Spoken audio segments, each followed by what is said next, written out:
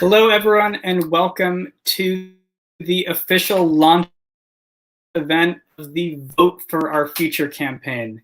We are so excited to have you all here with us today, watching at home. My name is Jonah Gottlieb, and I am the co-founder and executive director of the National Children's Campaign. And today I'm going to introduce the co-founder and co-executive director of Zero Hour, who's going to talk with us a little bit about the campaign, Madelaine 2. Hi guys, thanks so much for coming. We're so excited to have you all. Can you hear me okay? Yeah. Okay, awesome. So welcome, Madelaine. Everyone watching, Vote for Our Future is a campaign that's been in the works for a long time. So we had been planning this pretty much since this time last year, just wanting to get young people activated, young people educated about the electoral issues impacting our lives and our communities, and how we, as this younger generation, can make a difference. And so we were initially going to launch with a big bus tour, going through different states and cities and making connections with different young organizers and partner organizations on the ground. That obviously could not happen due to the pandemic. And so what we are doing instead is kicking things off with this live stream today and doing a series of virtual events and building a virtual community through Election Day. And so, Madelaine, why don't you just give a little background on Zero Hour and National Children's Campaign's relationship and what you do? Right. So hopefully you know at least one of us, the NCC or Zero Hour, but just as some sort of background, Zero Hour is a national youth-led movement that fights for climate justice and works to center the voices of youth and disproportionately impacted communities into this movement towards climate action. And so we're coming together with the National Children's Campaign. Like Jonah said, we've been planning this for most of this year, but we're coming together because of our kind of shared mission on the environmental crisis of climate change. And our organizations believe that 2020 needs to be this year of change, especially with the crucial elections coming in November. And yeah, so that's why we're here talking to you guys. Just a little bit of background about the campaign that this is a launch event for. So Vote for Our Future is a civic engagement and democracy project that works to educate youth in the Rust Belt on the importance of a just transition to a clean energy economy, and kind of empowering them to take action in their communities as well by turning out to vote in 2020's election. And to be clear, we're focusing on Michigan, Pennsylvania, and Wisconsin, but the campaign is open to really all people who want to engage in being climate educated voters. Our project is kind of concentrated in the Rust Belt because the region has been so heavily impacted by, a significant industrial economy. Jonah, do you want to talk a little bit about vote tripling?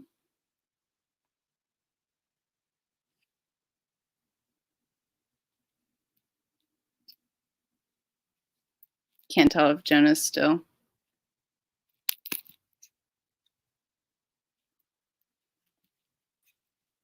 Hey.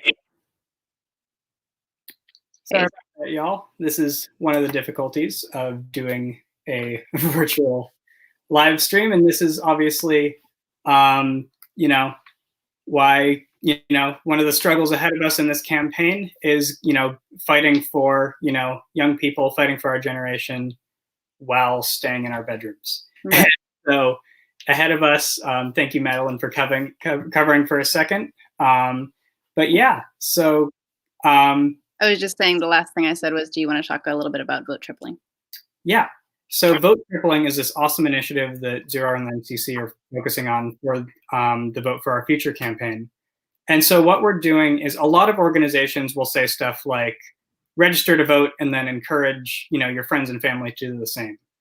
We're taking it one step further in that we are specifically targeting people who are too young to vote, who are constitutionally barred from voting.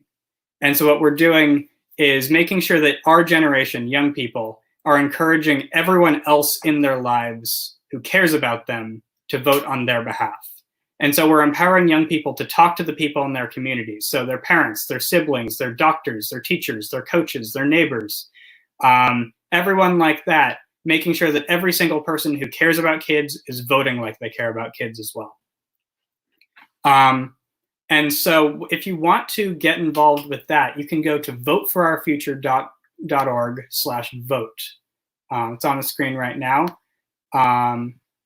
But yeah, so please get involved. Go to vote. If you go to voteforourfuture.org/vote, you can register to vote. You can figure out how you can vote by mail, which is obviously so important during a pandemic. You can commit to getting your friends and family to vote as well if you're under the age of 18 or otherwise not able to vote. And you can find things like where your polling place is, what congressional district you're registered in, and make sure that you are getting involved and getting registered to vote and using your voice in our civic process. And then what we'll be able to do is once you register to vote, we'll be able to bring you into this virtual community of other young people around the country who have registered to vote with the Vote for Our Future campaign. And so we'll be able to bring you into all these other amazing events that we'll be doing throughout the summer, throughout the fall, through to November 3rd.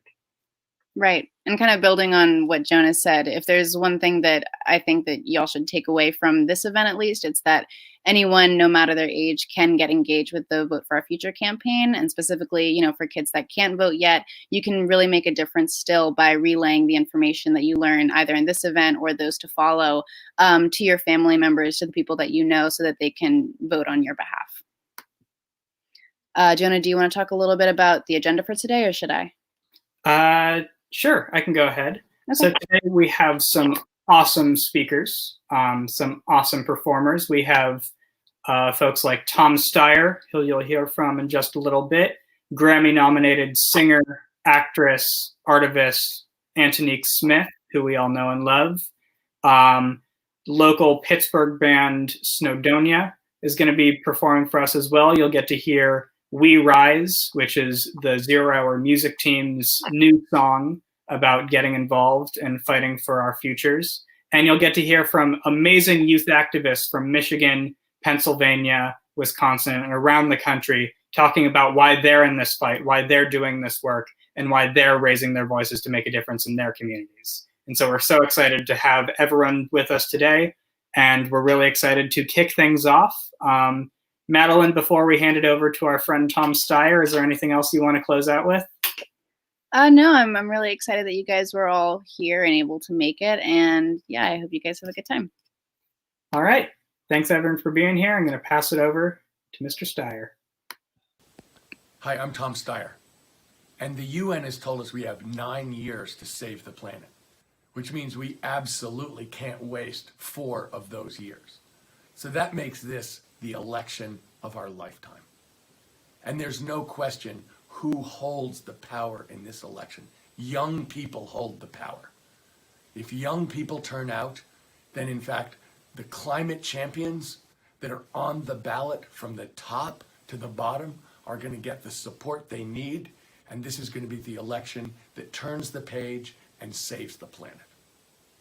So when we go forward, we're going to have, this is the election where it's all about turnout. Not how you vote, but whether you vote. We have great climate champions. So I want to thank 0 Hour. I want to thank the Children's Campaign for doing what they do and turning people out and giving a megaphone to young people. Because when people get elected with the youth vote, that is a climate mandate. This is the year, this is our time. Let's do this together. Let's save the planet.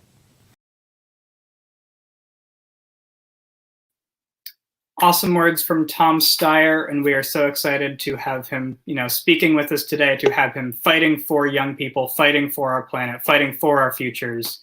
And so we're really grateful to have him as an ally in the Vote for Our Future campaign.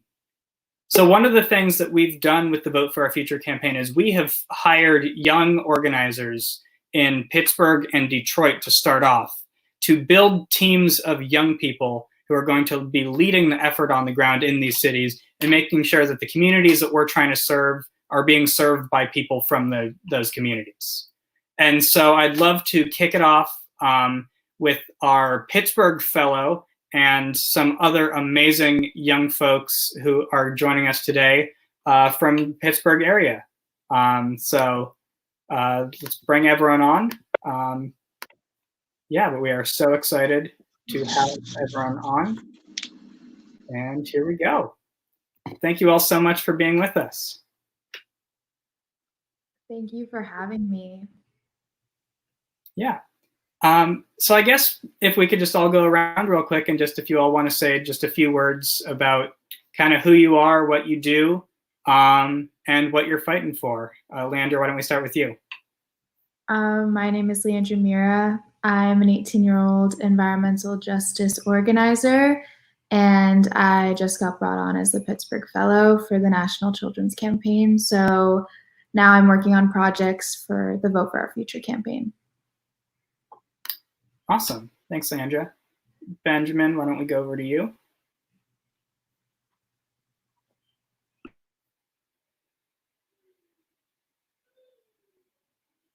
Hey, Ben, we can't hear you. My apologies. Can you hear me now? Yeah. Perfect. All right. Well, I'm 18 years old. I'm a rising high school senior in Pittsburgh. And I'm involved. I'm the community organizer for social and civic engagement at the main Latino nonprofit organization here in Pittsburgh called Casa San Jose. And my work is mostly based around the advocacy for Latino communities on issues related to local integration and self-sufficiency, aiming to promote, a culture of acceptance where Latino immigrants are treated with dignity and respect, which unfortunately in Pittsburgh is not all that too often. Thanks, Benjamin. Why don't we go to Nick next?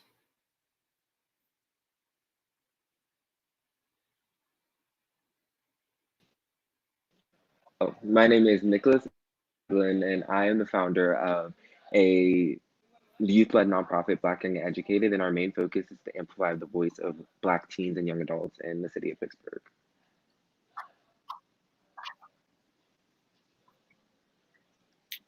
Thanks, Nick. All right. Yeah, go for it. Hi, my name is Asta. It rhymes with pasta. I am a rising junior here in Pittsburgh. And so I am a program director for our program Civic Stages. Here at Civic Stages, we really want people to get out and vote, especially young people. And we're doing all that we can to make sure young people are educated on issues, are educated on candidates, and know how and when to vote.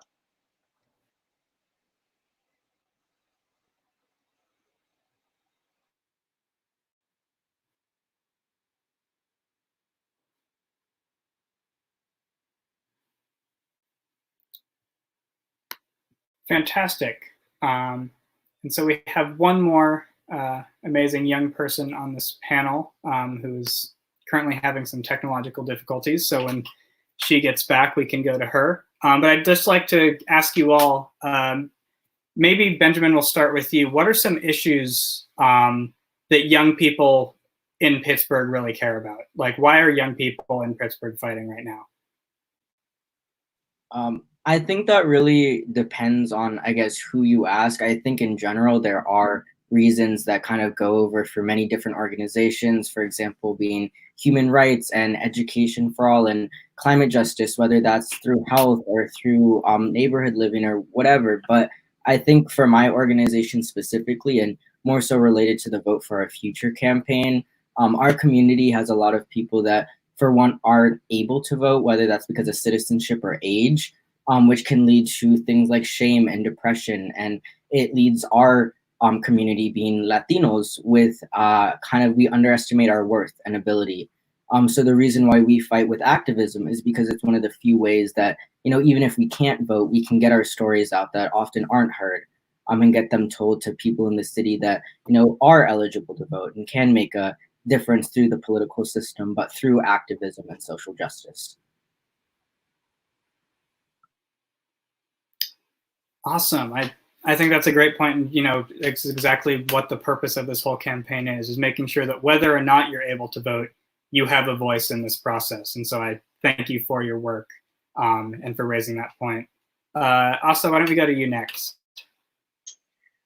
So youth in Pittsburgh. What are some of the things that you've seen that young people are fighting for? So in Pittsburgh, there's two things that I've seen people fighting for. First is criminal justice reform, just like broadly, and second is the environment. So obviously criminal justice reform, our criminal justice system is, to put it in short, in shambles. You've got cops doing things they're not supposed to. There's racism. It's just horrible. And so youth in Pittsburgh want to change that. That's why they're going to rallies. Marches. They're signing petitions. They're contacting their representatives. They're spreading the word. They're educating people. It's just fantastic. And secondly, environmental. So youth in Pittsburgh really hate the fact that, in 9 years, climate change is going to be unstoppable. And so again, they're educating people, cutting down on their meat and taking public transport, going to rallies, going to marches, things like that. Amazing. Nick, I know that especially recently, you've been leading a number of protests every single week surrounding the movement for Black Lives and Black Lives Matter in response in part to the murder of George Floyd. Can you just elaborate a little bit, what exactly have you been seeing at these protests? At these protests, I've been seeing like a shift, especially for like Black intersectionality and like the Black Lives Matter movement. And we're now focusing on like Black trans lives. We're focusing on Black poor lives, Black women. During the other Black moment, when the Black Lives Matter movement had momentum, like beginning stages, that wasn't really something that was spoken of, but now we're shifting towards it being intersectional. When we talk about Black Lives Matter and we're out here protesting, we're not just protesting against police brutality, but we're also protesting against like environmental racism and LGBT discrimination. So yeah, we're being more intersectional out here every Saturday, and we're educating people on a lot of different topics that affect not just the Black community, but everyone.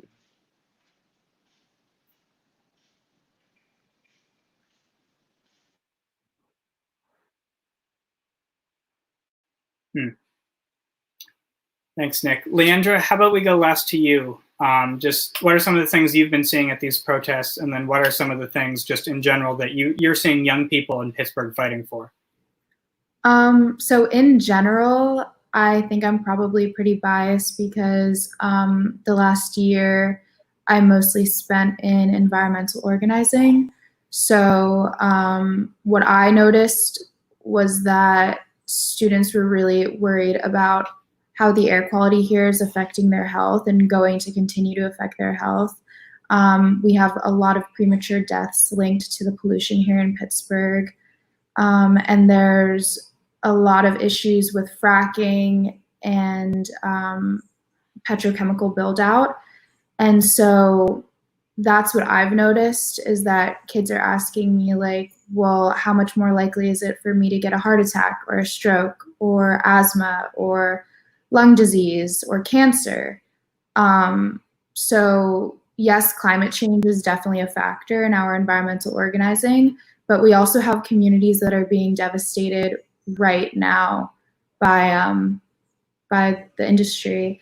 And that also ties into environmental racism, as Nick said. But yeah.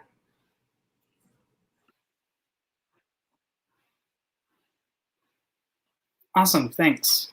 I think that, you all raised some really great points about, and we can see on this panel too, just all the different issues that you raised, and that there's no one thing that you have to be fighting for, just as long as you're finding the thing that you're fighting for, because all these issues are so intersectional that if you're fighting for, say, climate justice, you're also fighting for Black lives. If you're fighting to, fix the education system, that's also helping alleviate child poverty. And so just getting involved in whatever you're most passionate about can really help people's communities.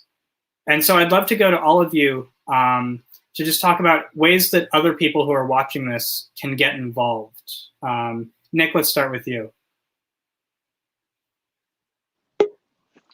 I look at if other people were thinking about getting involved, it's really just reaching out to organizations and to organizers in your cities and getting in touch with them and seeing what you could do. That's either donating some water, donating as little as $5, helping people out in your communities, also like supporting Black businesses. That's something that I've seen a lot of people do lately, and just the little things really go a long way, like reposting something, raise awareness on Instagram and signing petitions. It's just, you don't have to be on the front lines to get involved. You can do so many things at home. Thanks, Nick. Also, why don't we go to you next? All right, so one thing that youth can do and everyone can do to get involved is talk to the people that represent you. Call them, email them, write letters, do bug them as much as possible. These people are here to represent you and to do change on your behalf. So make sure they're taking steps to actually do that change. In addition to that, educating yourself, it creates a ripple effect. You educate yourself, educate others, make sure everyone's up to speed on information that they should know. Donating, like Nick said, was a huge one. Donate to anywhere, donate to foundations, donate to organizations, and just get involved in any way you can. Great. And I'd love to add, if you're trying to connect with your elected officials and the people that represent you and they're not doing what you need them to be doing, you can always change them. And so you can do that by voting. And so go to voteforourfuture.org/vote. That's my shameless plug.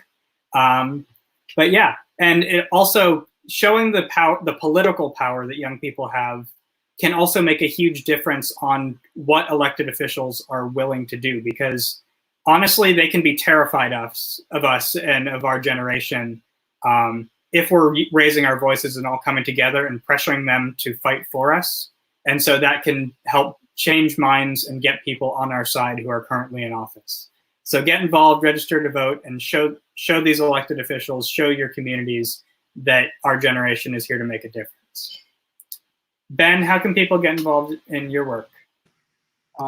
For me, and I think it goes for all of us, just because the work, it intersectionalizes all the time. But I think staying educated, and not just staying educated, but actively educating ourselves, because in the day and age that we're in, it's very much a choice to be and to stay ignorant, because we have internet, we have TikTok, we have pretty much all of these different resources to go out and educate ourselves on different matters that are happening. So to not just, learn, but lean into discomfort, learn about things that you're not used to, and to not just give money and post, but also to go out, and you don't have to be on the front lines, but to get involved with, an organization or your community, to spread knowledge and to help and challenge those who oftentimes don't have their stories told, and to have those stories told to people that can make a difference and have changed them. Amazing. And Leandra, what's going on Monday? What's going on with our first Pittsburgh Vote for Our Future event? So on Monday, we've organized a Pittsburgh Roundtable where you can learn more about issues that are occurring here in Pittsburgh and the actions that young people and other organizations are taking to address them. It's at 5 p.m. and it's an hour long. Great. And will we get to hear from some of these folks who are currently on the panel? Yeah, Nick and Ben are scheduled to be on Monday. So you get to hear more from these two really interesting people. Awesome. And so if people want to get involved and attend that event, it will be live streamed on whichever platform you're watching this event on right now. So Facebook, YouTube, Twitch. But you can also find out more information at voteforourfuture.org/Pittsburgh Roundtable. And you can register there. And so obviously you don't need to register to watch a live stream, but we would love to have every single person who's watching this register, because then you can get up to the minute updates on every single event we're doing. We're doing multiple events per week for the next 4 or 5 months. And so please get involved, register and attend these events to hear more from these amazing Pittsburgh youth and youth around the country at all these different events. So thank you all so much for joining us. Anyone have any parting words, last messages they want to give to our audience at home? Keep fighting. I think that sums it up pretty well. Keep fighting. And of course, one way that you can keep fighting is by joining us for all these events and hearing more from these amazing guests on Monday. So we'll see everyone then. Thanks, guys.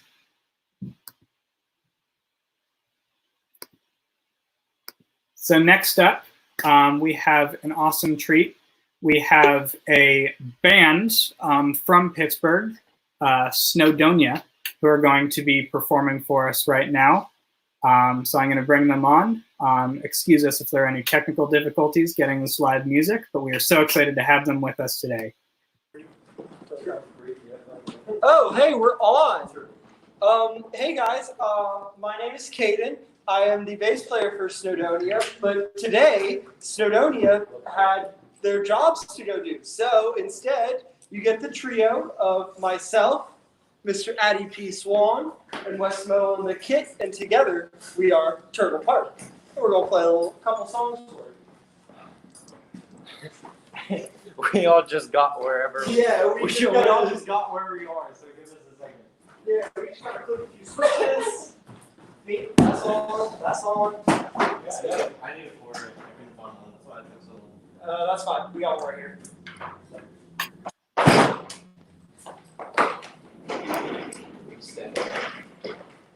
All right, so we'll give them a second to get set up.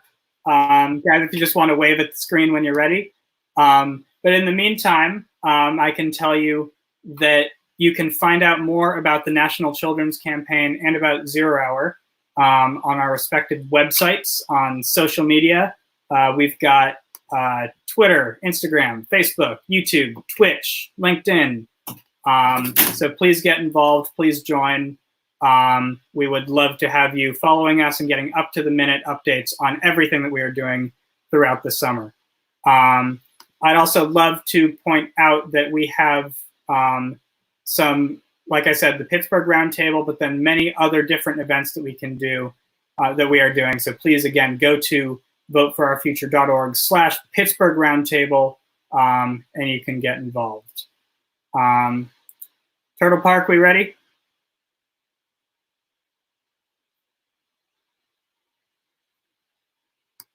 Yeah, we got sound. Yeah. All part of the magic of doing a virtual event. So we'll hand it over to them. So without further ado, Turtle Park.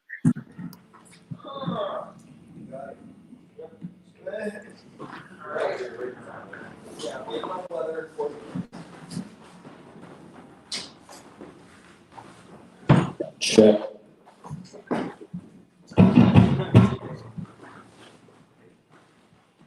Here, step in the shot. Okay. Yeah, There we go. now we can see everybody. All right, what we found. Cool. All right, guys. Thanks for everybody that tuned in. Thanks to Jonah and Leandra, our good friends. And we're gonna make some music for you.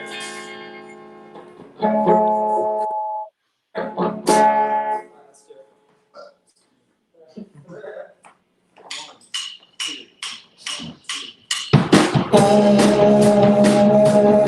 I've been waiting on the weather.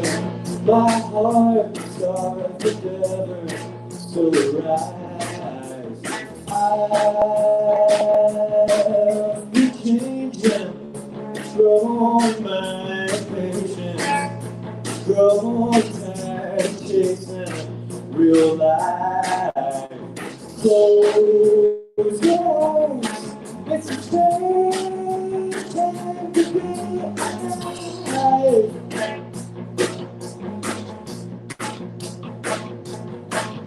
And change your mind tonight.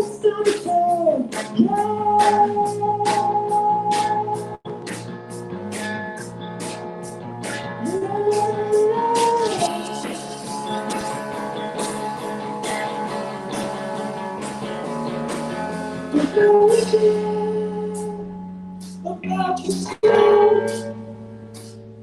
'Cause in the end, we all do the same shit over and over again.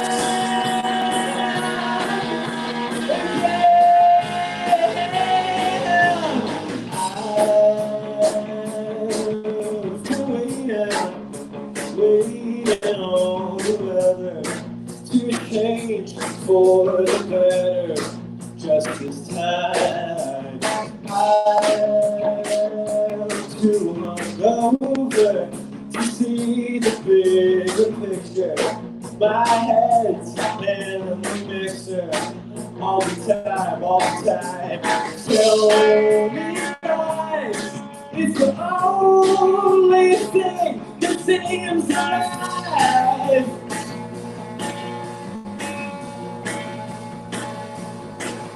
Anything you mind, but it's no time. No.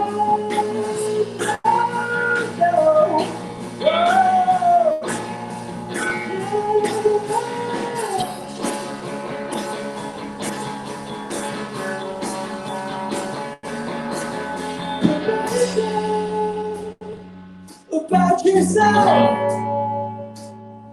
'cause in the end, we all do the same shit over and over again. Over again.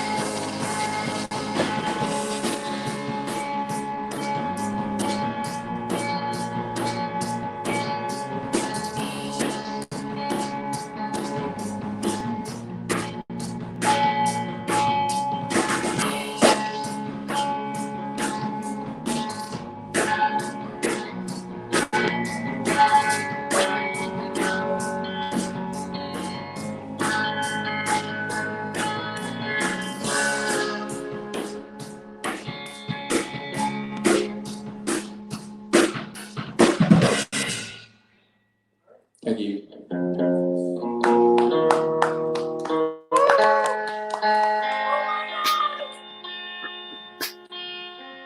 Thanks so much. All right, thank you guys. We appreciate it. Turtle Park, everyone. Oh, he's hot. He's hot on. Fair. Let me get. What's up? All right, you guys dead? We got one more. If you want it. You don't want us to play another one? All right, let's do one more. Turtle Park, everyone. Yeah, that's what we was looking for. Yeah.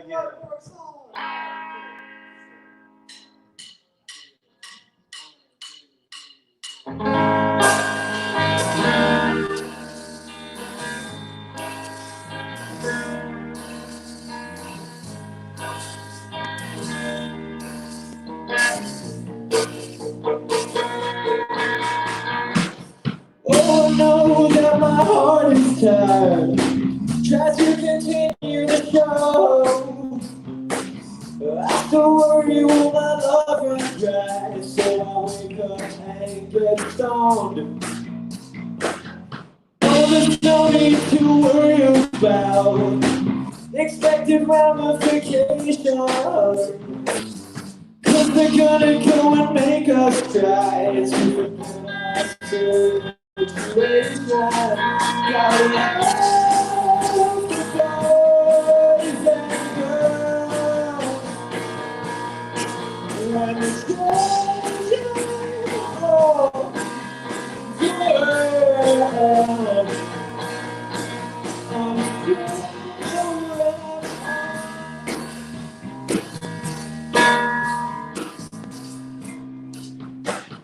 Staring off in the wrong direction, looking for a sign. Oh, I know you probably want life direction, but first you have to pick a side. Oh no.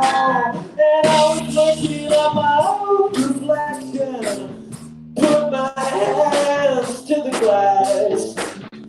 I was contemplating my complexion and how the world was trash. No, the boys and girls, when the change the world,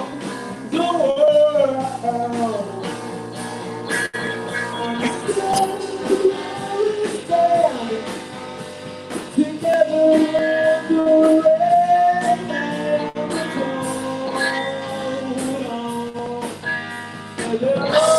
There's a war, I'll be with you.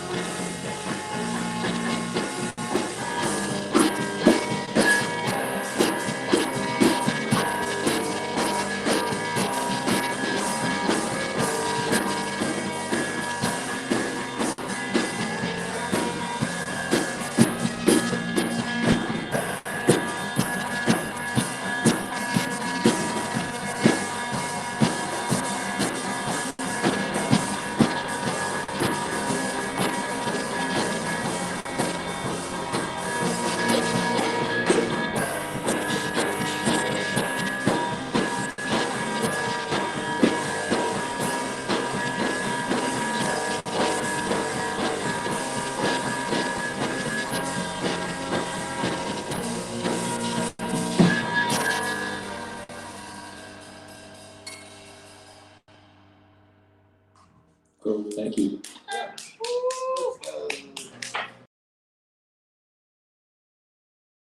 Turtle Park, everyone. Thank you to those guys for joining us today and for using their talents, using their musical gifts to help fight for our future. I'd now like to bring up our next group of youth activists, this time coming from the great state of Michigan. And so I'm going to bring up Khadijah, Brooke, and Roxy. Thank you for your patience, but here we go. And Brooke was here. Brooke. Okay, we got two of the three. So yeah, and we'll have Brooke join us in a moment. So first, Khadijah, why don't you introduce yourself? Tell the good people at home who you are and what you do.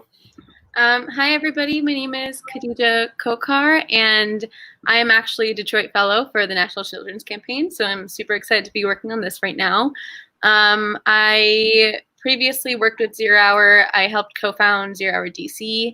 I do go to school in DC, but I'm taking a gap semester, so I'll be back at home here in Michigan. Super excited to be with you guys today, so yeah. Awesome. And I see we got Brooke now. Brooke, I'm going to add you to the stream. So welcome, Brooke. And Roxy, why don't you introduce yourself? Yeah, sure. Hi, everyone. My name is Roxy.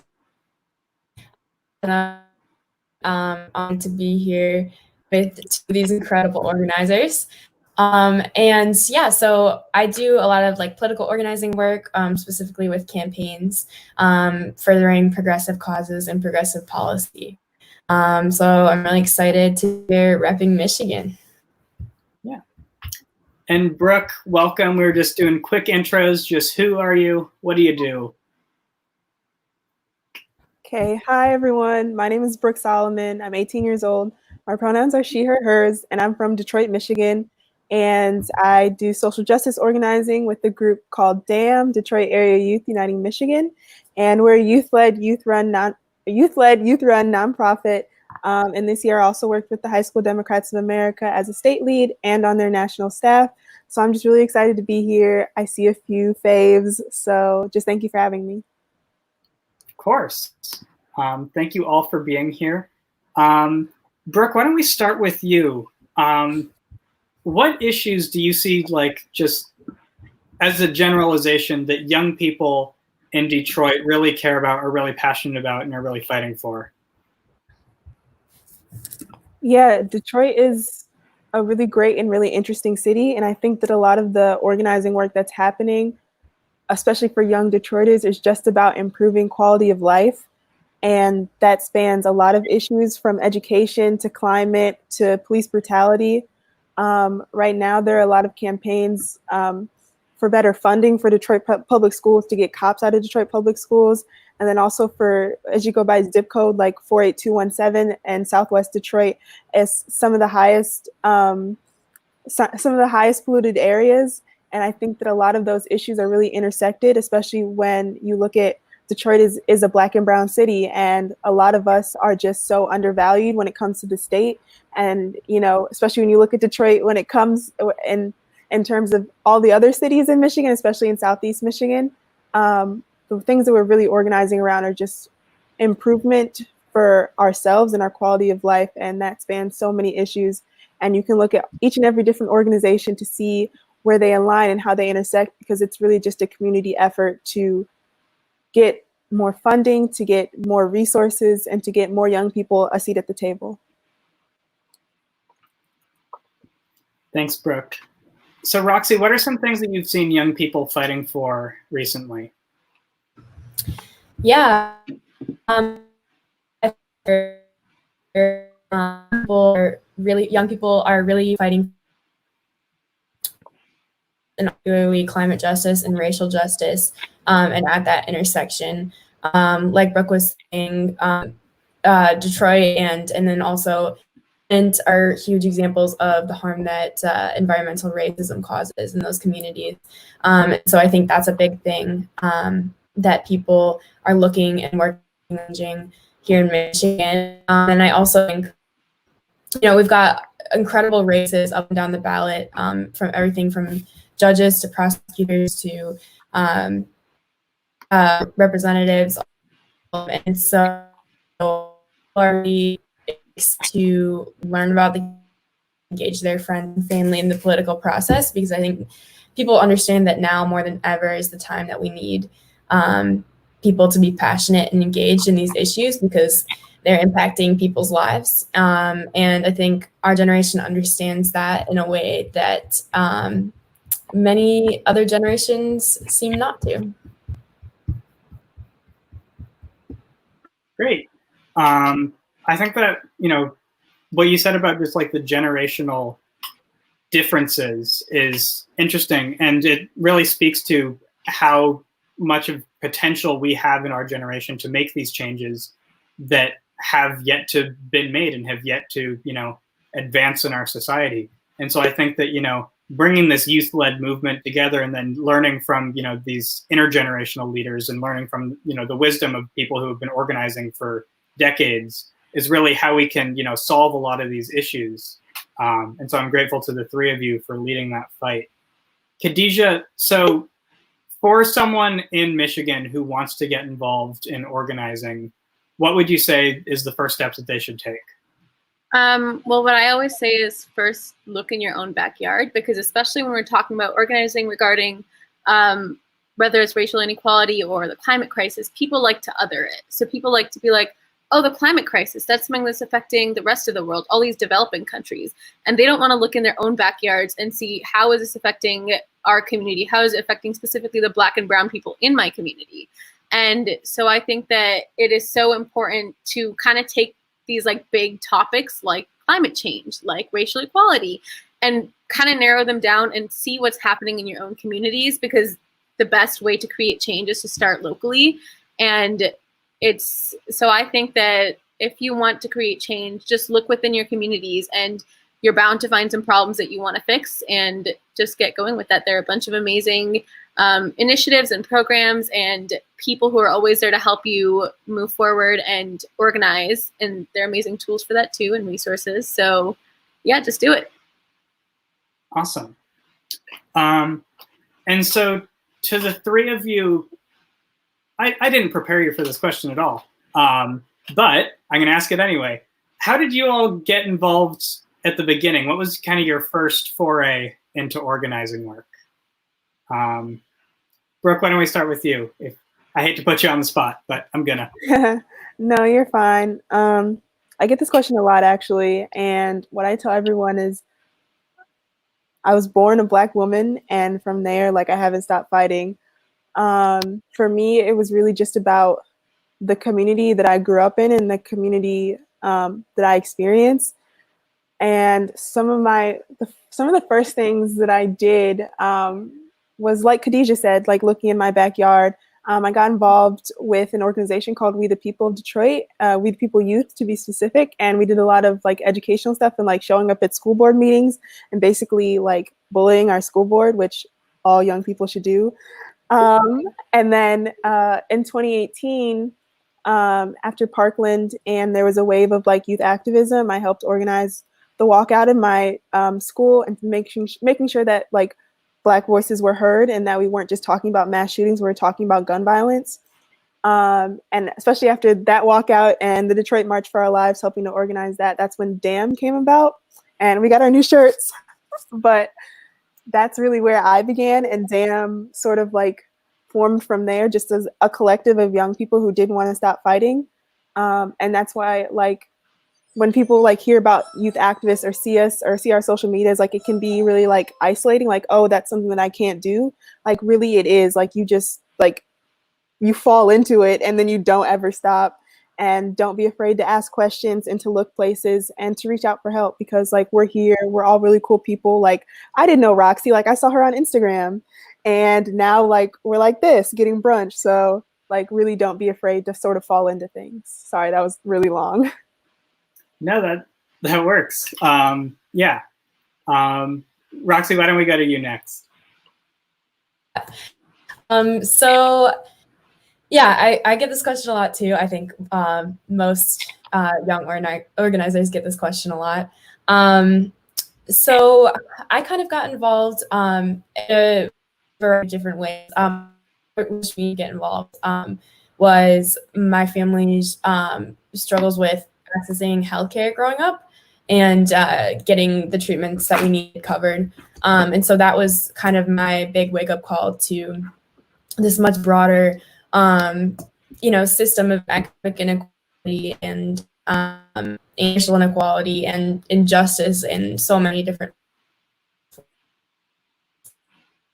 At the end of the day, doing this is about human dignity, and basic human rights, and that everyone in this country and in the world should have access to the basic things that you need to thrive. And whatever your background is, whatever your sexuality is, and similar to what Brooke was saying, I'm a queer woman, so that plays into my experience and how I fit into the world, right? And so I first got involved through Abdul El-Sayed's campaign for governor in 2018. And then from there, I've just been really working on electing just real, kind human beings to be our elected officials, people that we can hold accountable and count on to come back to the community and really be rooted in community. And so yeah, that's me. Thanks, Roxy. Brooke, I'm seeing a question in the chat. Where can people order those dope shirts? Is the exact quote. I think if you go to DAM's website, which is like alliedmedia.com/DAM, DAYUM, you can be able to order some shirts or donate to DAM. Also our Instagram, which is basically DAM with a bunch of dots in between. If you go, it's easy to find, but thank you for the question. Cool. So I don't know who's running we have NCC people live tweeting and posting on Facebook right now. So someone go find those links and put them in the chat, answer that comment. Thank you. And so I'm going to leave Khadijah on for one more second, but first from Roxy and Brooke, any parting words, words of wisdom, ways to get involved and support your work?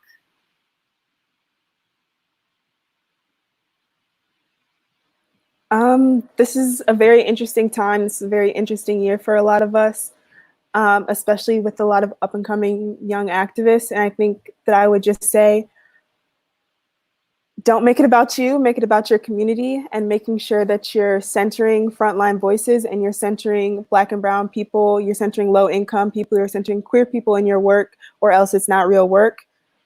Be genuine and be kind always, and make sure you do everything out of love, because if it's not out of love, it's not real activism. So thank you for having me. Thank you so much. Roxy? Yeah, I mean,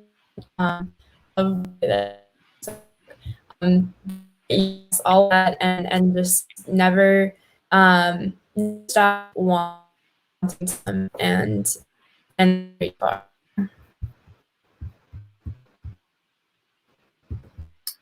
Thank you both so much. We're going to say goodbye, but we will, of course, be working with you much, much more. So this won't be the last time you'll see either of these two at Vote for Our Future events. Thank you both so much.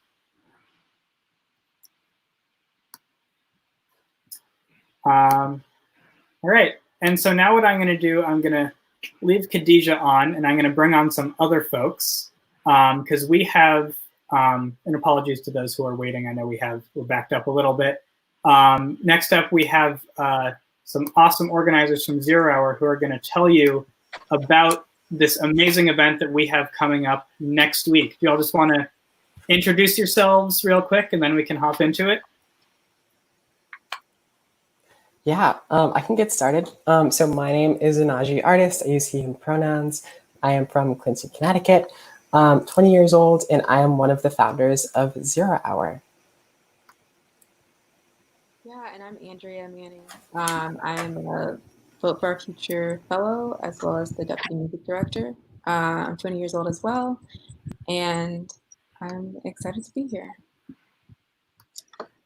Hola todos. Hello, everyone. My name is Jamie Margolin. I use she, her pronouns. I am a co-founder of Zero Hour, and I'm 18 years old. And I'm really excited to be here with everyone. So thank you for tuning in. This event has been a long time in the making, so I'm so glad to see it all come together. It's wonderful to see the culmination of such hard work. And Jonah, you've been putting in so much for this, so I just want to say thank you, and I appreciate you, and you've been rocking it. So love you. Aw, love you too, Jamie. So Khadijah, folks on the stream already know you, but why don't you hop in and start talking about this awesome event that you guys have been planning for next week? Yeah, so one of the things that we've kind of been putting a lot of time into is this presentation called Getting to the Roots of the Green New Deal, and we are trying to cater it for Detroit. So we're going to talk about what are the problems we're seeing in Detroit, and why would the Green New Deal work in Detroit. And there are already amazing organizations across Detroit, like Frontline Detroit Coalition, that have been pushing for the GND. And so a lot of people are even saying that Detroit would be the engine for the Green New Deal. And so we just want to make sure we're reiterating that and like properly laying out exactly why people are saying this and how the Green New Deal would look in Detroit, and why Detroit is where the Green New Deal should happen, and one of the places where it should happen. So yeah, so that's one of the things we're working on at the moment. Great. Zanaji, you got stuff to add? Yes, so that event, Getting to the Roots of the Green New Deal Detroit, will be happening next week on Wednesday at 5 p.m. Eastern Time. And we think this is so important to talk about. The Green New Deal has been talked about nationally as a way to address climate change and a way to move forward with our economy in a sustainable way. And it's so important to talk about locally too. And in the context of Detroit, we are going to do that. There's such a long history of industry in Detroit. And moving forward into the future, we need to make sure that there's a just transition away from harmful practices to ones that are sustainable and good for the climate, that also offer a just transition for workers in industry there already. And really quickly, sorry, can I just jump in and say that we have an Instagram page for Detroit. So if you guys want to see the updates on like the events and stuff that are happening, it's at VF or V4OF, Vote for Our Futures acronyms, Detroit. So this stuff would be updated there. Cool. Let me pop that on the screen real quick. Look at me making graphics in real time. And so if folks want to also get involved, you can find more information about the event at voteforourfuture.org/MichiganGND, Green New Deal. So please check that out. And that's where we'll have updates on that event, updates on many more events. So please register for that event. Again, next Wednesday at 5 p.m. Eastern, voteforourfuture.org/MichiganGND. Jamie, Andrea, any parting words talking about, Yes. Yes. Yes, I do. So I think that right now, I was talking to some folks, and right now, because we are in quarantine still in the United States and because of the coronavirus, a lot of people think that everything is on pause, including climate action, when in reality, like the legislatures and the laws are still being passed, polluters are still polluting. A lot of, I don't remember exactly what pipeline construction this was, but a fossil fuel company was like, now is the perfect time to start building pipelines because people can't protest. And so a lot of fossil fuel industries are just really, really showing us who they are. I mean, they already showed us who they were, so none of this is a surprise, but they are really, really going hard, trying to build as much as they can, get as much as they can done. The EPA was severely weakened earlier in the quarantine, and there's just been consistent attacks on our rights, on environmental justice progress. So it's really important that we do what we can safely, of course, safely. This doesn't mean that we want anyone putting themselves in danger, but that we all do what we can safely and understand that, unfortunately, the fossil fuel industry is not taking a break for this pandemic, and they are continuing to ram through. In fact, they are taking advantage of this. Some people look at situations of harm and they look at situations of pain and they think, how can I help? Other people look at it and say, how can I take advantage of this to make money? And unfortunately, the fossil fuel industry falls under that category of how can I take advantage of this awful situation to make money? That is exactly what they've been doing. We've also seen billionaires get richer because of this. And so it's really important that we, as safely as we can, understanding that this is a difficult time, keep the heat up and hold their feet to the fire and keep up the work that we do, because as long as the polluters aren't stopping, then we aren't stopping either. And we're going to keep the fight on, even if we have to do it digitally, even if, we can't meet in person, we do it like this. It's important to show that we're not letting up, because, this is really the fight of our lifetimes, and we just don't have time to wait. So thank you also to just all of the organizers who have been continuing to work and continuing to do so much, even in a pandemic, even when it's so difficult. This work is not easy, and it's even harder when we can't see each other in person and we can't have that community and we can't be with the people that we love. So I just want to say to all the organizers out there watching this who have been doing the hard work, who have been doing all that real work in this pandemic, thank you, keep it up, and definitely tune in to do all of these events because we need your help and your support now more than ever before. Yeah, and I guess I would just add on to that. Like Jimmy mentioned a lot about the pipelines and about how they're not going to let up, but at the same time, it's please also recognize that the power of what we're doing, we might not be able to see it today, but we definitely will be able to see it tomorrow or a day in the future.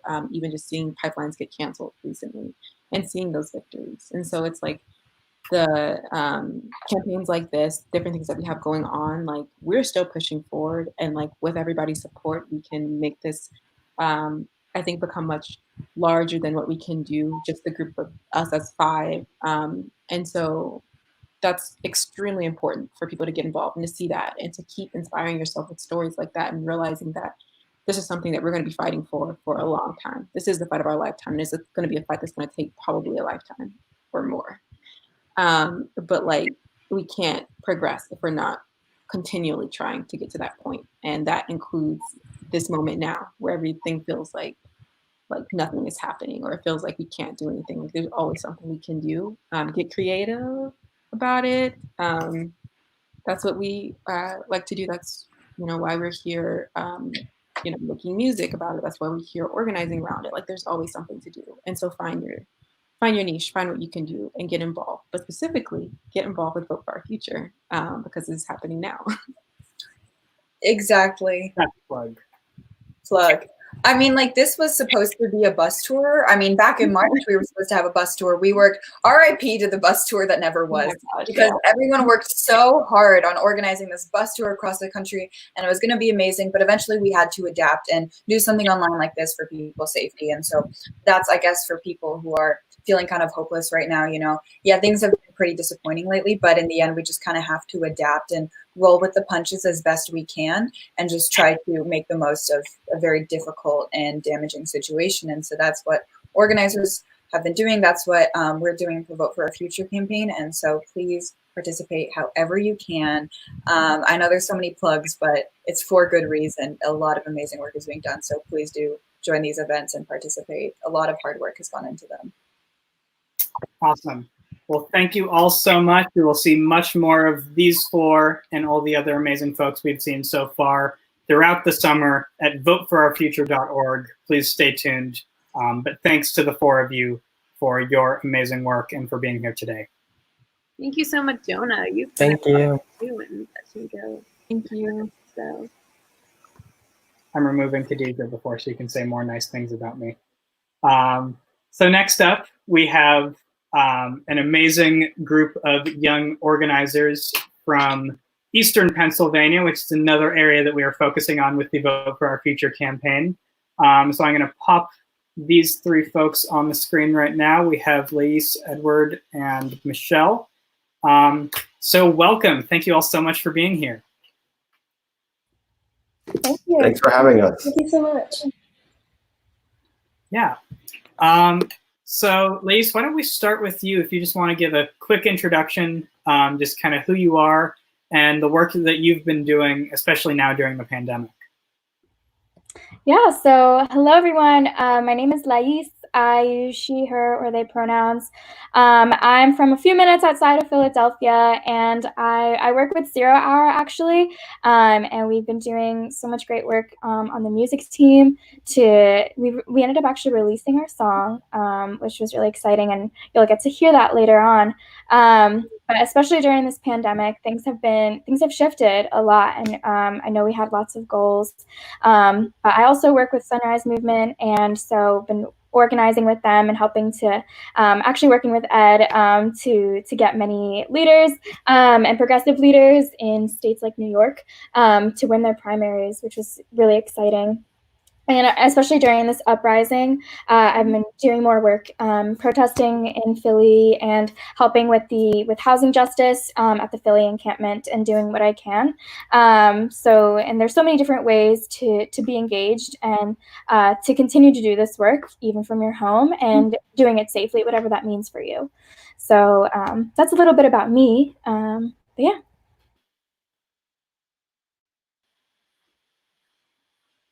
Awesome.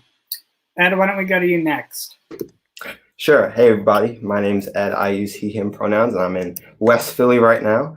Like Lais said, I have been doing a lot of work with the Sunrise Movement, and I'm lucky in a way in that the pathway for me to take action wasn't disrupted by COVID, and it was actually heightened. So I work on phone banking, calling voters around the country, most recently in New York, Kentucky, Colorado, and Texas, to get them to come out and vote for Green New Deal champions. And most recently, that's looked like Jamal Bowman winning his primary and getting another AOC into Congress, and Charles Booker with a slight loss, but him gaining enormously in the polls and only losing by a couple points against someone who had $41 million. So that's a little bit about me. I'll pass it to Michelle. Hey, thank you. So hi, I'm Michelle Marty. I use they, them pronouns. I am the Willow Grove Hub Lead of the Youth Climate Action Team. I'm also on our state team as the social media lead and the press secretary, which is really cool. I'm a fairly new activist. I got into the game around May when Sabira Mahmoud introduced me to everything, and that's how I'm here today. And recently we've been opening up hubs around the area because, as some of you may or may not know, we recently made the transition from USYCS to YCAT, and it's been inexperienced, but it is really interesting. And we have a hub located in Pittsburgh, one in Philly, and now one in Laurel Grove. So if you do want to get involved with that, please check out our Instagram at YCATPA, and we will offer you updates there where you can get in contact with our other hub leads. So yeah, that's a little about me.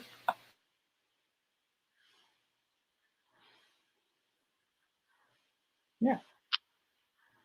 Well, thank you all so much for joining us today. And so one of the things that we've really tried to do with the Vote for Our Future campaign is not just come into communities and just, kind of be dictating, what we're doing and just coming up with stuff from scratch. But, we're hiring fellows in these communities to lead teams from these communities. And we are partnering with the groups who are already doing the work in these communities and just strengthening the work that's already being done and amplifying and elevating that. And so, Edward, why don't we start with you? Would you be able to talk a little bit, some of your best organizing moments, best areas that you found for collaboration and how important that is? Yeah, so there's a ton, many different types of collaboration. My favorite, and Lais will be able to talk about this as well, is between movements and campaigns. And we have done that with many different campaigns with Charles Booker, Jamal Bowman, and Andrew Romanoff. And that's been really cool because as we get thousands of people on our phone banks, we have to learn about updates from the campaign, like negative attack ads that we can stomp out and reassure people that these are last ditch attempts to show that the candidates aren't who they say they are. But it's also really cool to see the collaboration between youth and youth, right? The youth who are leading the phone banks and the youth who are showing up and who have been mobilized and organized to have their voices heard, especially in a political system that doesn't involve young people, doesn't involve African Americans, a bunch of marginalized peoples. Yeah. Awesome. Michelle, why don't we go to you next? In your, the past few months that you've been really involved in helping lead this fight, what are some great areas that you've seen of young people working together, whether that's working with other organizations, working with the team, working with people of other generations? How have you seen that play out? So currently, we have a lot of hub leads that are being onboarded in Youth Climate Action Team.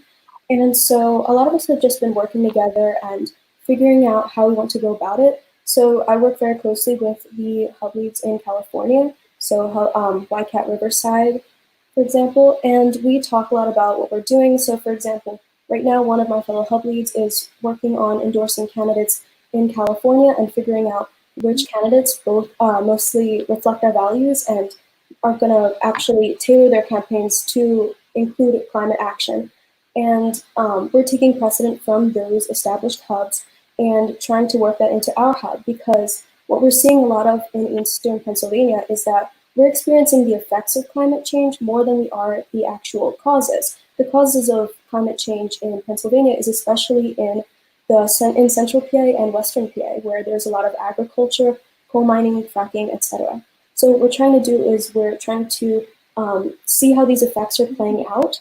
So whether this is in the form of poverty, racial disparities, etc., and then trying to address the root causes. So this is including a lot of outreach to Central PA and Western PA. That's proven hard because there are a lot of very red communities there, so to speak. But even in that case, we can still come to agreements and we can say, we want to create jobs for you. We want you to still have a career path if you choose to go into a certain environmental industry. So we're figuring out a way that that can be done from a place that's seeing the effects. As well as also education reform is something that's on a lot of our minds. We're being fed a lot of information from our teachers that isn't necessarily the case. So we're trying to encourage our organizers and our members to start actually doing research on their own and looking past the textbooks.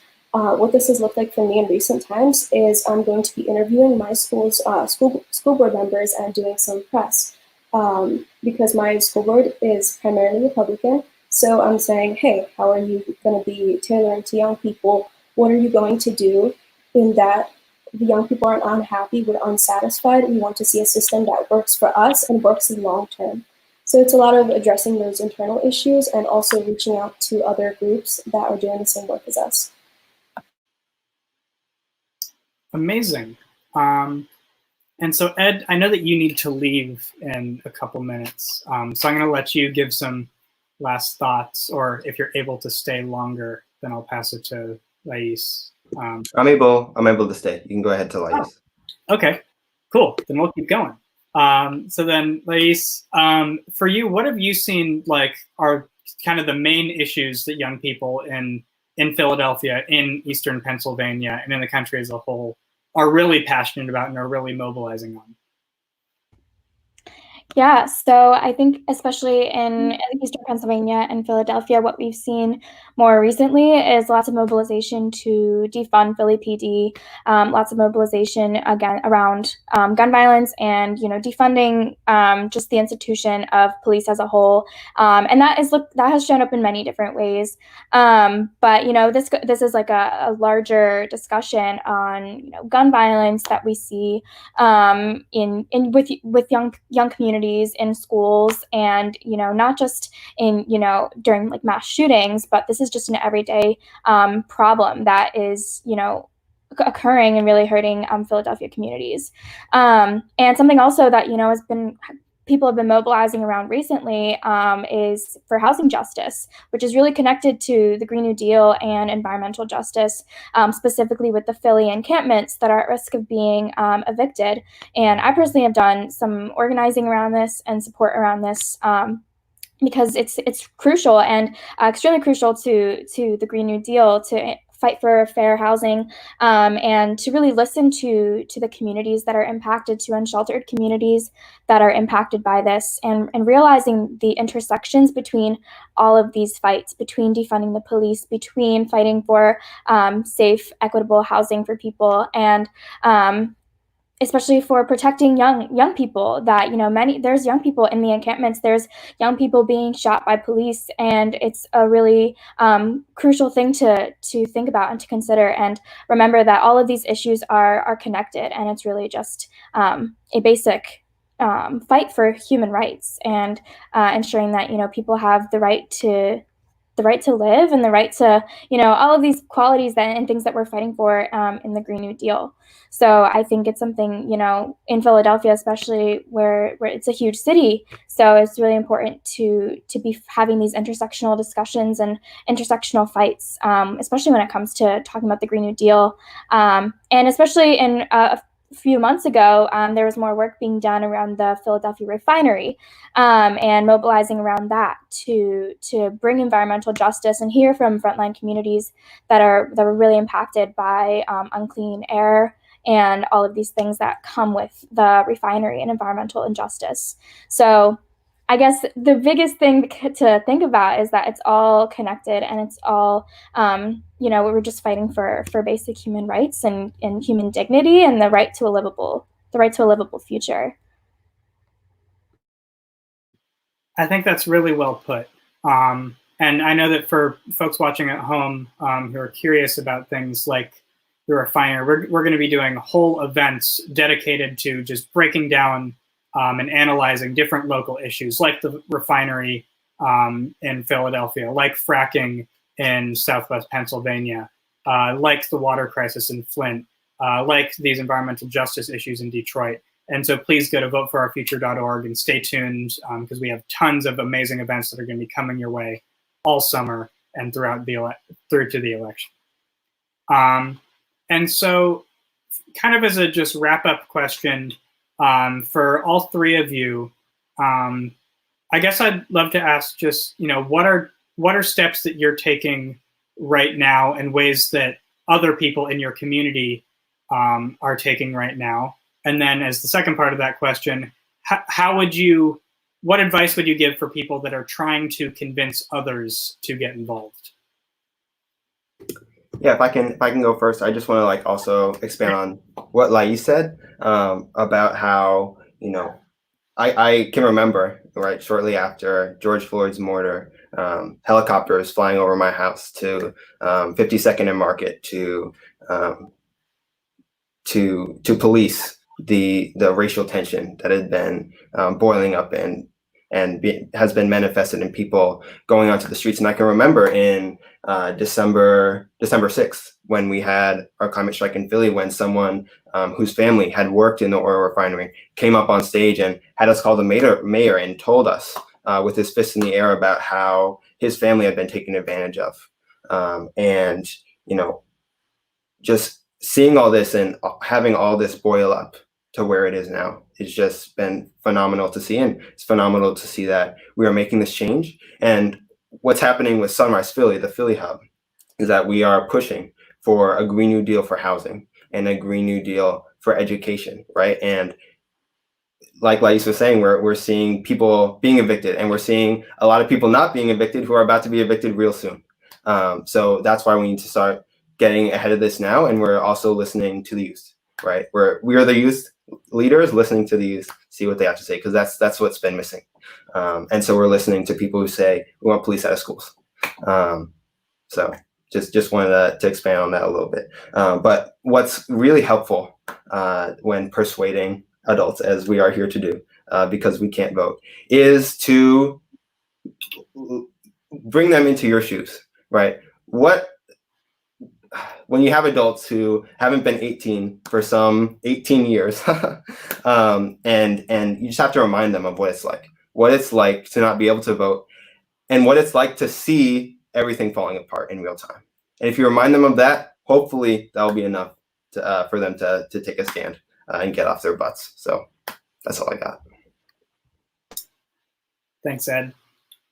Michelle, how about you? So my community, I think what we're seeing is a lot of education going around. So, for example, one of my teachers at my high school is actually a Democratic councilwoman in Jenkintown, PA. And what she's been doing is leveraging her Instagram platform to actually speak out about her experiences with racism as a Black woman. She is also the CEO and founder of Grand Boulevard, which is based in Philly. It was named Best in Philly. And she's using her brand to actually take action and push for sustainability and push for prison reform, prison abolition. So we have people like that. And because there are teachers and people that we are already familiar with, I'm seeing a lot of people that originally had more conservative viewpoints actually turn to those people and say, yeah, I never thought about it that way. I live in a predominantly white community, so we don't experience as much racial disparities here, just because we don't have much diversity at all. But I've seen for myself, Black people around me get targeted, and it's very scary. I've had to talk to the cops before because I watched the assault happen right before my eyes. And what we need from that is education and actual people to say, hey, this isn't okay, and here's my experience. I think people have a tendency to listen if you're speaking from the heart, and I'm really proud of the members of my community and the nearby towns that are doing just that, using their platforms to encourage education and speak to their own experiences. Just recently, one of my friends who used to identify as Republican was at a Philly protest for Black Lives Matter. And I think that these small actions, these little efforts to actually educate ourselves properly, instead of just, here's what the textbook says, and I'm going to take that as fact, I think those actions can really add up to a lot. And now what I'm seeing is a lot of people that have been taking the time to educate themselves about climate justice, about racial justice, and how the two intersect are now joining my hub with the intention of organizing for movements and for ideas that actually support our values as an organization and as a people. And I'm really proud of my community for that reason, and I think that more of us should be doing that. More of us should be pushing for education reform and should be uplifting Black and brown voices in our communities, and actually taking the time to listen instead of just reposting something on social media and saying, that's enough work for today. Because it's not. A post on social media can only do so much. It actually takes direct action and coming up with a plan that is going to work not only for your community, but your state as a whole. Thanks, Michelle. And last but not least, final thoughts from Lais. Yeah, so in my community, I've just been seeing, students and people just sharing about experiences of racism that they've experienced in school, in their communities, seeing people post on Instagram that probably wouldn't have posted originally, but then encouraging them to go further than that post. And also seeing people that aren't posting anything or talking about it at all, and having to have those discussions with them to ask them which side are they really on. Are they on the side of human rights, or are they on the side of oppression that's happening to communities? And also been seeing people unite around issues like immigration and defunding the police. And specifically, one example is fighting to shut down the Berks detention facility and to defund the police in Reading, because it's both of those are fights against white supremacy and fights against oppression. And so it's all, again, like I said this before, but it's really all intersectional and connected. And I've also been seeing people put their bodies on the line, get out of their comfort zone. And I've been having these harder discussions with people around me. And, that doesn't just help people grow individually, but it helps build community and take action around these issues of injustice that we see, but normally stay silent on. So it's been really great, and honestly kind of surprising to see people finally speaking up. But it's more than just that. And to someone that's wanting to get involved, I hear a lot of people being like, I care about this and I know that it's wrong, I just have no idea what to do about it. Just start, just do something, because you can find one action, one protest to attend, you can find a book to read, you can find a webinar to attend, you can find a friend who wants to have these discussions with you, because there are people that care, and so it's important to just take action. And the more that you just worry and, stress that you're going to do something incorrectly or wrong, you can't really do that wrong. You're fighting, you're trying, and you're doing your best. And it's important to stay accountable and be honest, and know that, doing nothing is worse than, just taking a small step. And then going beyond that, taking larger and larger steps to getting more involved and doing this kind of work all the time. Because, again, it's hard to really do this, but it's all about just like starting at some point and continuing to go further, to grow yourself and to grow your community into the community that you want to see, that stands up against injustice and oppression. And really just starting is the best. The best step. It's the hardest, but it's the best step to keeping that momentum going and keeping power. All right. Thank you, Lais, so much. Thank you to Edward. Thank you to Michelle. Thank you all so much for joining us. We really appreciate having you here. Thank you, guys.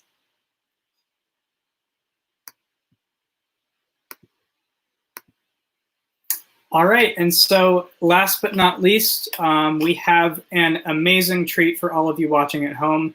We have a performance of Here Comes the Sun, originally by the Beatles, but being covered today by Grammy-nominated singer, actress, artivist, all-around amazing human being, Antonique Smith.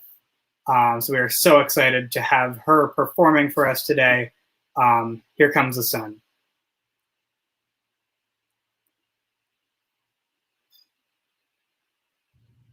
I love this song that I'm about to sing because it makes me feel hopeful. And we could all use a little extra hope right now.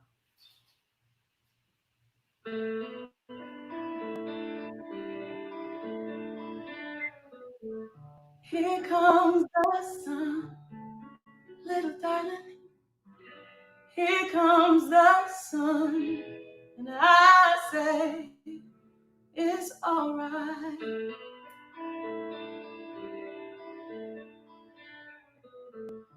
Little darling, it's been a long, cold, lonely winter. Little darling, it seems like years since it's been here. But here comes the sun. Here comes the sun. And I say it's all right.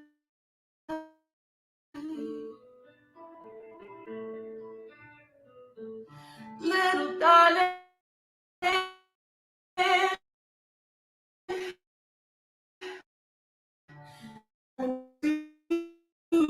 face feels like years since it's been here.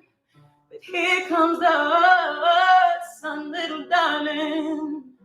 Here comes the sun. And I say it's alright.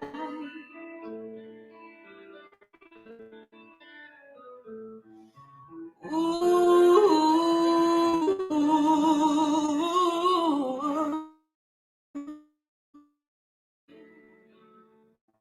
Sun, sun, here it comes. Sun, sun, sun, here it comes. Sun, sun, sun, here it comes. Sun, sun, sun, here it comes.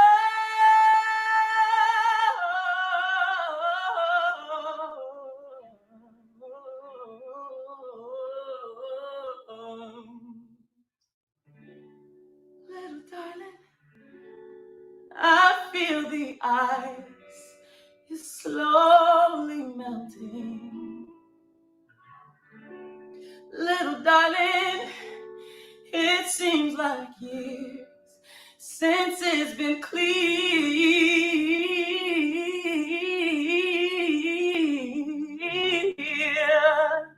But here comes the sun, little darling. Here comes the sun, and I say it's alright. Sun, sun, sun, here it comes. Sun, sun, sun.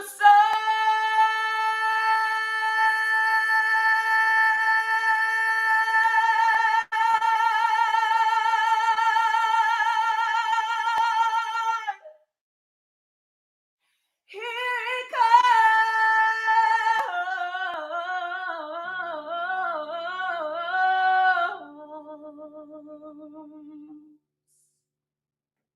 And it's all right. It's gonna be all right.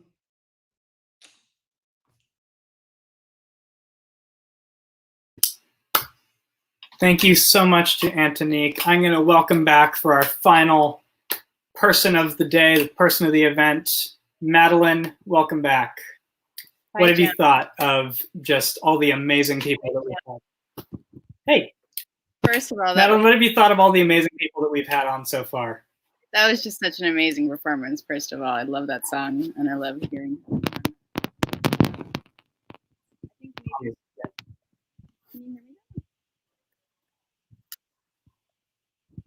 Hey, Madelaine, you there? Can you hear me?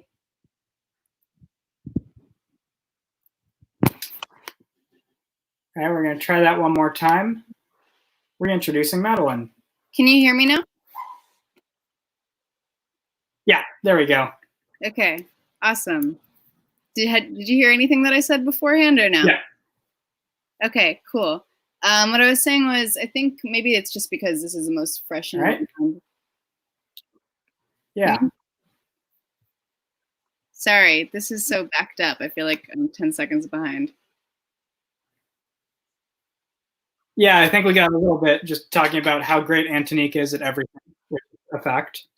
Yeah, right. I think my favorite part of the panel, though, was the Philadelphia roundtable, maybe just because, like I was saying, that's what's most fresh in my mind. But it was really awesome to hear about the work that they're doing in Philadelphia and how they're taking action on the climate crisis. And you can also just tell from hearing Lais, Edward, and Michelle that, you know, they're really passionate about the work that they're doing. And also, I guess this is more just about panels in general, but all of the youth organizers who talked, you know, they were mentioning about, you know, how intersectional climate justice is, especially when you're talking about racial and housing justice and more. So that was really interesting to learn about, you know, how they're taking action on so many things at once. I know I kind of cheated because I literally said all of the parts are my favorite, but I truly did enjoy everything.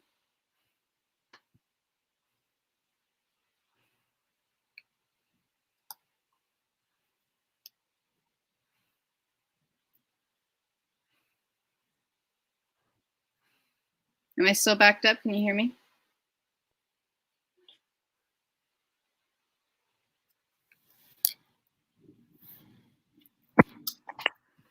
All right. Let's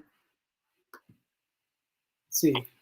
I'm not sure what's happening with Madelaine's Wi-Fi, but let me just hop in real quick and just now bring her back. But yeah, I think that all the panelists were so great, and it was just, an amazing just taste of what is to come with all the awesome events that we'll be having. Again, I just want to do quick plugs. We have the Pittsburgh Youth Roundtable, which is going to be this Monday, so just a few days away at 5 o'clock Eastern. And so you can find out more information and register for that event at Pittsburgh Roundtable, or voteforourfuture.org/Pittsburgh Roundtable. And then on Wednesday, we have our Detroit Green New Deal presentation. That's also at 5 o'clock Eastern, so Wednesday the 29th. And you can get more information there.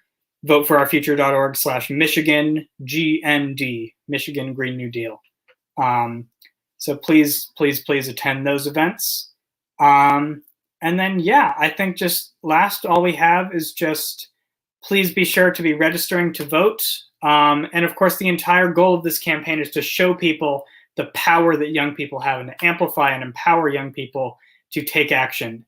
And so the best way that we can do that is by encouraging everyone in our lives who cares about us to be taking action on our behalf and making sure that it's not just young people fighting for themselves, but it's an intergenerational movement fighting for us.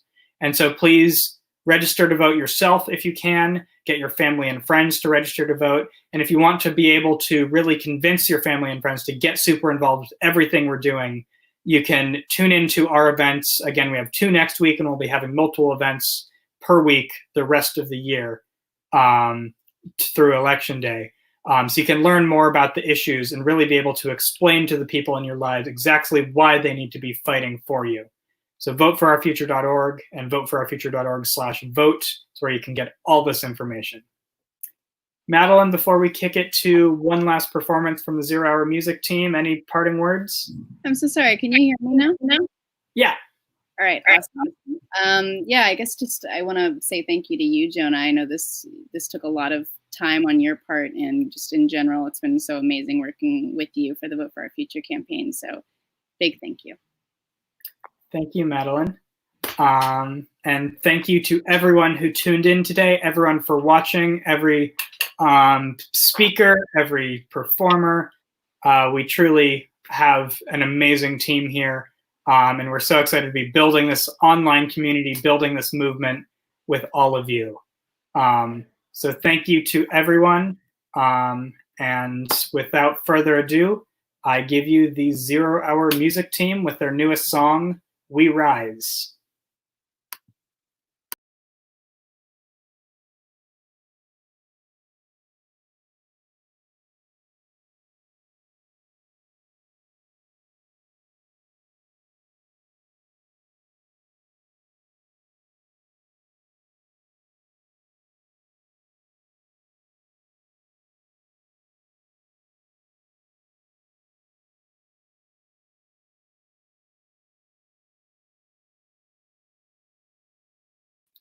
All right, it looks like we don't have the 0 Hour Music team, but I promise you we will get that video and get that performance for you all very soon. So that's, again, just added incentive to tune into our future events. Please go to voteforourfuture.org to find out more about ways that you can get involved. Thank you so much for joining us. Thank you for being in this movement, and we will see you all on Monday for the Pittsburgh Youth Roundtable.